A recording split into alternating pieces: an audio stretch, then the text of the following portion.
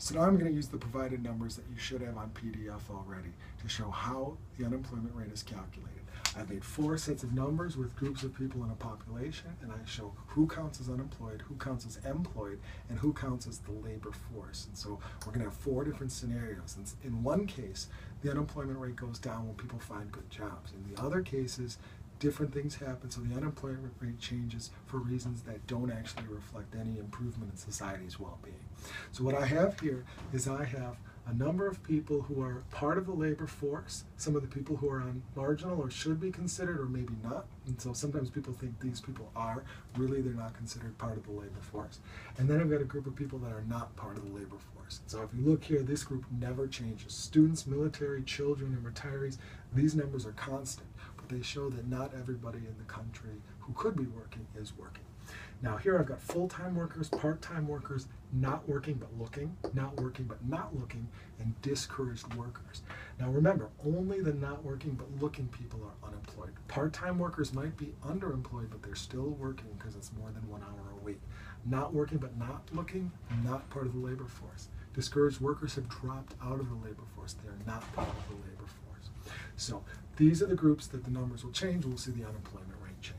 So here I've got 400 full-time, 350 part-time workers, 50 not working but looking, 150 not working and not looking, 125 discouraged workers.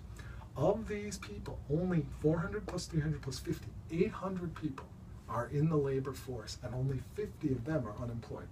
The total population for all of these is 1,650 for all. That does not change. So 1,650 people are in the population, but only 800 of them in this case are in the labor force. 50 over 800 is 6.25%. So in this example, the unemployment rate is 6.25%. 800 in the labor force, 50 of them are unemployed. Now, in 2, these groups never change, and these 2 portions of the top group don't change either. The only thing that does change is that 20 people go from not working but looking to full-time. In other words, 20 people who are looking for jobs find a job. And so the total labor force doesn't change, still 800, but now it's only 30 over 800, or 3.75% are unemployed. So the unemployment rate went down as expected if people find jobs. Now the U.S. target rate is 5%. This number is a little bit lower than that, but these are just sort of a made-up example. But it is a good unemployment rate. Now look at number 3. Here, still 50 and 150. The only thing that changes is that 100 people get their hours cut from full-time to part-time. Now that could be involuntary. It could be underemployment. And it could be bad if people wish they worked full-time. Maybe they had their hours cut against their will. But they're still working. So the population doesn't change. It's still 1,650. The labor force is still 800. And the unemployment rate, the number unemployed is now, it's now 50. All right, so that has not changed. And so the number employed is 750. The number unemployed is 50.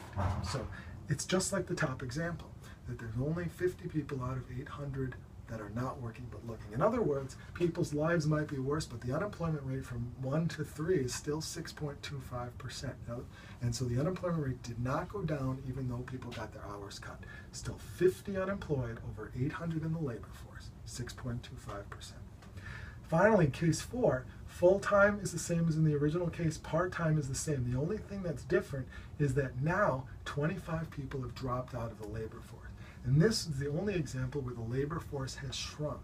So the labor force participation rate, the percentage of people in the labor force as a percentage of the total, has gone down. So now there's only 775 people working, 400 plus 350 plus 25. The labor force has shrunk, but the number of unemployed has gone down because becoming a discouraged worker makes you no longer unemployed. So nobody found a job. Nobody found employment. The economy didn't grow. People's well-being didn't go up. But nonetheless, 25 over 775 gives us a new lower unemployment rate of 3.23%. So this example is the lowest unemployment rate of all because the number unemployed has shrunk. Now the labor force has shrunk too, but the number unemployed has gone down by even more. So this case shows sort of the biggest drawback of the unemployment rate.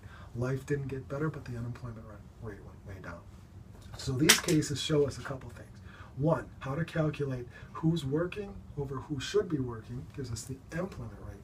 But we're focused on the unemployment rate. The number of unemployed, in this case only this row, divided by the labor force. That's the unemployment rate. So we calculated it once and got a rate. We saw it go down when people found full-time jobs.